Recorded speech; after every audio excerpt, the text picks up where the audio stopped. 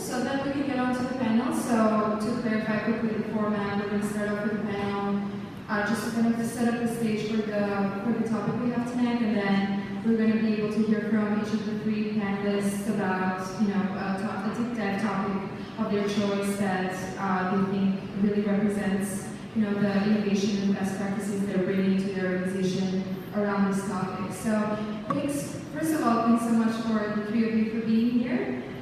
It's really great to have you. And also, by the way, if you want to tweet, it's like the upper corner there. Tweet at us with hashtag HRTS. Cool. So, I do want to set the stage a little bit for the topic, and I'm going to go onto this slide.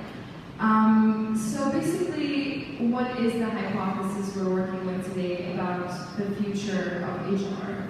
And you can read it yourself, but basically it's about how the future of HR is this practice where HR develops business strategies to drive growth.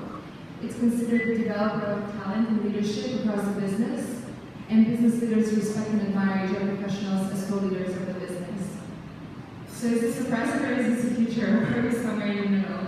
Let's find out. And then another slide that I think also illustrates a little bit where we're going towards is this HR 2.0. So right now we're more, we've already been moving from 1.0, which is more the admin value proposition, where HR mostly deals with back office things, and now we're moving into something that's much more talent-centric.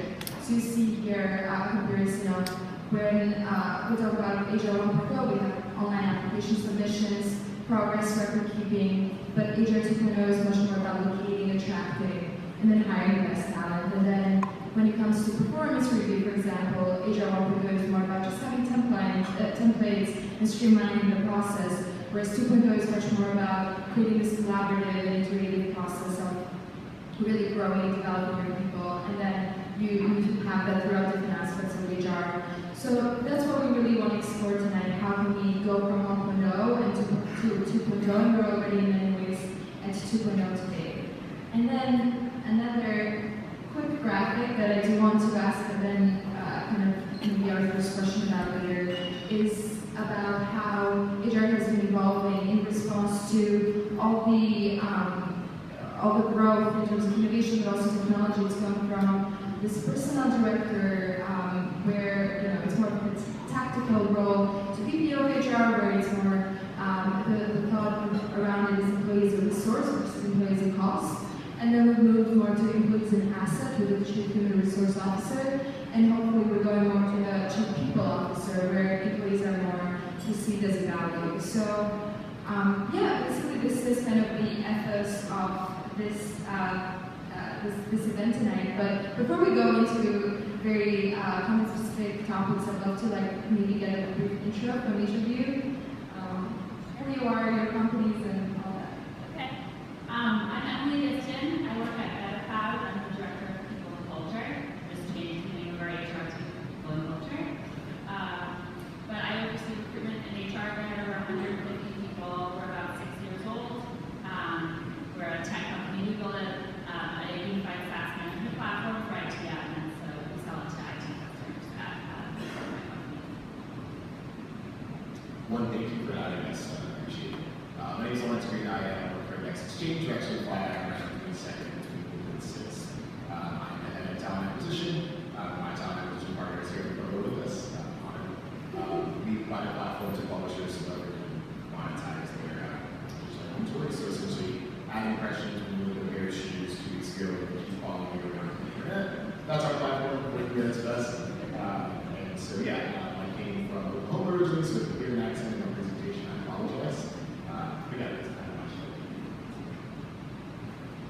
Hey guys, I'm Hillary Major, and I work at Flatiron Health. Flatiron is it's like a cancer data company. We're organizing cancer data to accelerate research and to improve treatment. And I actually joined Flatiron 3 years ago when we were about 30 people, and now we are 430. So I've seen quite a few trials and tribulations in recruiting and HR, so I'm excited to chat about it.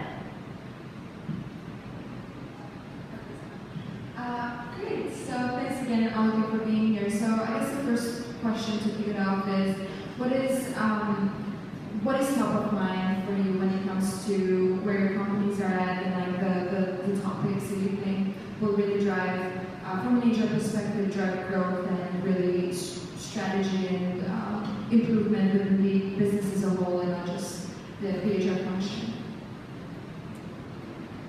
A lot of things. I think at our level, at our scale, this definitely, by the way, changes depending on the size company you are. So we've had different things we focused on at different times. But I think now that we're larger, something we spend a good amount of time thinking about is like leadership and leadership teams and how we can think about decision making and how we can choose the right people in the right rooms to ensure that we streamline those processes and how that can be driven both from the business and the people team as sort of a joint venture of how to decide how and when decisions are made. So Index actually started in Canada, a very, very small company, less than 100 people 3 years ago. Today, after my year here, we have doubled our commercial side and we've seen a lot of growth very, very quickly. So we're not a startup in the traditional sense, but just because of the nature of the business, how we've pivoted our business model, and what we're doing, it's growing. Startup is kind of insane. So a lot of the pain points that we've seen are what leads to startups. So going from the traditional back office Excel spreadsheets where payroll and benefits are managed to going to an HRS platform, actually having an ETS platform. All those are pain points that we've seen and overcome. One of the biggest focuses for us right now as we scale and over 300 this year is really focusing on employee engagement and retention. Had a lot of really great employees join us in the last couple of years. We want to make sure we keep them here. Engineering talent, as you guys all know, I'm sure, it's hard to combine hard to get engineers who are contributing to your products. So keeping the talent that we have, but also continue to engage and build our brand. Because we were a Canadian-based company, but now we have our commercial headquarters in New York.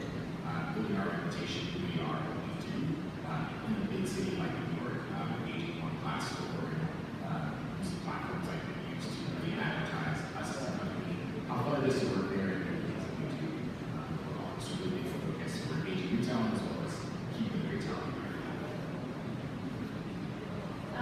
So when I joined Bettercloud 2.5 years ago, I was the first HR person, so we had to lay down the basics, get performance management in place, manager training, help people with one-on-ones, fix the benefits that we offered. So we've definitely got through all that sort of what I call the puberty stage.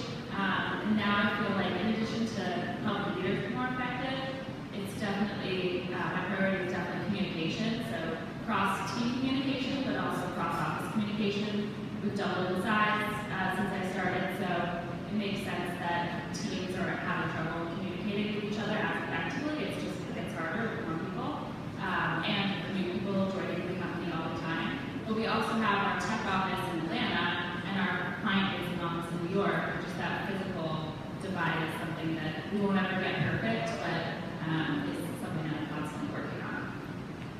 That was good foreshadowing to the presentations that each of you is going to deliver later. But cool, so I guess then as we look at this graph or this timeline in a sense, where do you see currently the role of HR, either within organizations or in the general world or both? And if it's not at this final plan that we have charted here, what do you think the reasons are? What are any kind of impediments or roadblocks? Or another part of that question is like, how has also the way that business-based HR transformed with, in the time of your careers with the companies or more broadly? Yeah, so I was actually surprised by the title because I've always seen HR strategic.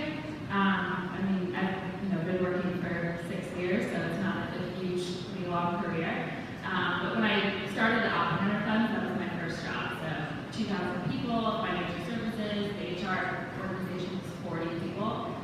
Just sounds huge to me. But HR was definitely viewed as very back office, administrative, people would go to them for issues. At startups, I was at one before Bettercloud as well. It's definitely different, and you sit on the floor with people who don't have offices. You're constantly making people programs, you're very involved with orientations, and from day one, people are seeing you as on the team with them. Honestly, in terms of technology, that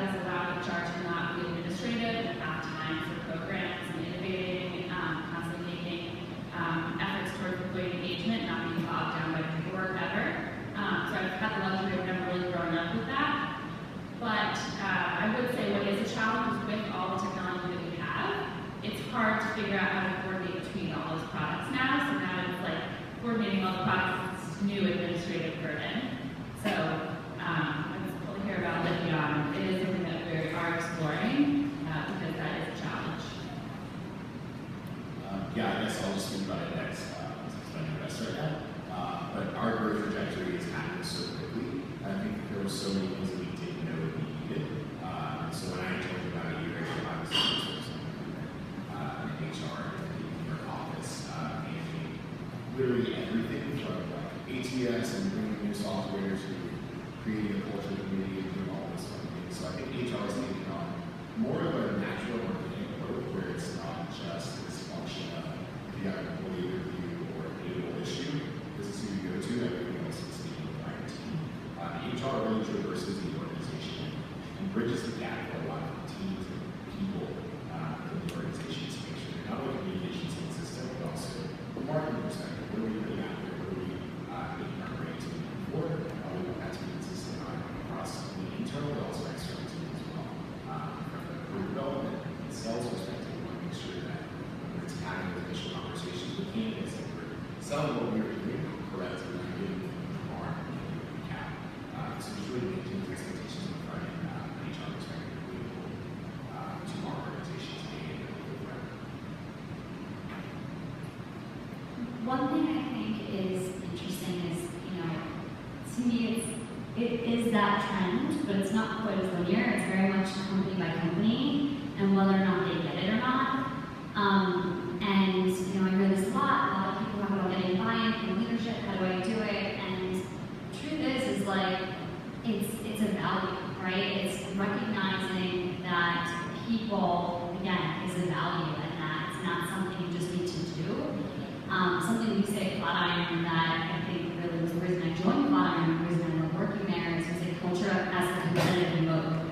So it's not just hire people to do the job, it's everything else is not as important as the people as you hire. It's the fact that our culture and our people are wonderful is what makes us competitive. It's what makes us stand out from the rest. It's not the products, it's not all the other pieces, the office, it's actually the people. And having that as a fundamental value is, I think, the shift that's happening in the industry.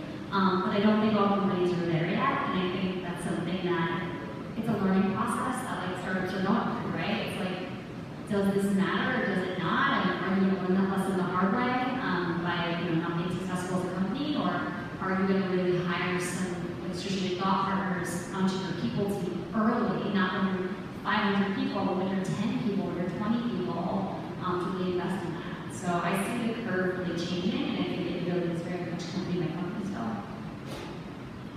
And hopefully HR can also play a role in educating business leaders on the importance of people. If they don't, because a lot of people or a lot of leaders only understand that when there is a scandal out there or some PR nightmare, but hopefully they can be more proactive about it, and hopefully HR can play a role in that proactiveness. Cool, so then my other question, and that's going more towards technology, which you haven't already hinted at, is this, everyone used to say no one gets fired for buying IBM, but is that still true? Because we do have all this ecosystem of HR technology that is growing every day, and I do want to kind of, as you already said, Emily, I mean, there are a lot of companies out there that can be potentially very helpful, but also this can also be very easily overwhelming. So how can HR leaders be cutting edge when it comes to technology? What do you guys do to be proactive when it comes to adopting the technology while not overwhelming yourselves with all of this ecosystem out there? Sure, so I'll focus on recruiting because that's my world. There's lots of great tools for every part of HR. One thing that we had right when I joined for 30 people was Greenhouse, and wow, was it the best decision we've ever made? A, getting an applicant tracking system, and then B, equally as important is setting it up properly, so ensuring that you have the right stages, you have the right data inputs, that you're using it to its full potential, and really mostly the way that they want you to be using it. Because now, fast forward 3 years later, the data that we can get from Greenhouse is pretty ridiculous, actually. I actually have one of my team members here who handles the Tableau integration with Greenhouse. So we run these incredible reports that we can find out like how many interviews on average per week, per role, and like it really helps us understand the pipeline and what roles are working, and where we think we're going to make a placement or make a hire, and where we think we're not, and then kind of work with that hiring manager on why, being able to see that, hey, you've done 50 interviews and you haven't hired anyone, so here's the data, and maybe there's a problem, we should review what you're asking people, but using a tool like Greenhouse and using just tools that give you that kind of data as early as possible to then have those insights to bring to the table and say, look, there's a problem, there's no denying that, let me help you solve that. I think that kind of ties back to like how you get that to the table as well. So since I actually joined Index, we migrated through a few different systems. So when I joined, we were on an old ATS, and then to move to Greenhouse, which is been a godsend. But those things having that, not just like a native to the current problem, but also the scalability and the forethought to think about how the problems can occur. Later down the road, I think we're really important in looking at the technology that you can implement across your organization. Right now, we're migrating from one HRIS system over to, so we're migrating currently from one HRIS system to Mainly because of the cohesive career development, training, and feedback, and 360 reviews, and just the general people operations capacity that it has that our previous HRIS systems didn't provide. So I mean, it's one thing that we're learning. Like I said, when we started, we haven't made all the best choices. We'll try to debate those and try to find the best solutions as quickly as possible to try to have impact across the organization, provide to those processes. Oh man, it's so hard. There's so many things out there, and I feel like I'm constantly shopping around. We use small improvements for our performance reviews. We use Greenhouse for applicant tracking. We use Benefits for our HRIS. And then we use Google, honestly, G Suite, G Sheets, and what they have to offer to automate things, just to like create workarounds. But I always knew that we would have to upgrade our applicant tracking systems. We did just move from Jazz to Greenhouse, and we do need to make a change in terms of our HRIS. But those are the major things, and then it's so tempting because there's all these other cool products for surveys or for one-on-ones, etc. But you don't want to not only overwhelm your team with the administrative stuff, implementing those programs and keeping up with them and updating them and coordinating between them, but you also don't want to overwhelm your employees with, okay, you can go to this for one-on-ones, and oh, this is where you're going to get a survey from. And so it's important to be careful about what you're choosing and how you sort of orchestrate everything. So I just sort of go off of what is going to make the most impact and not make too many changes at any given time. But it's definitely a challenge. Yeah, so by the way, this panel was not sponsored by Greenhouse. Everyone is super enthusiastic about it. Cool, so I'd love to then get started with the presentations and give you guys a chance to talk about what you're truly passionate about. So let's start then with Hillary.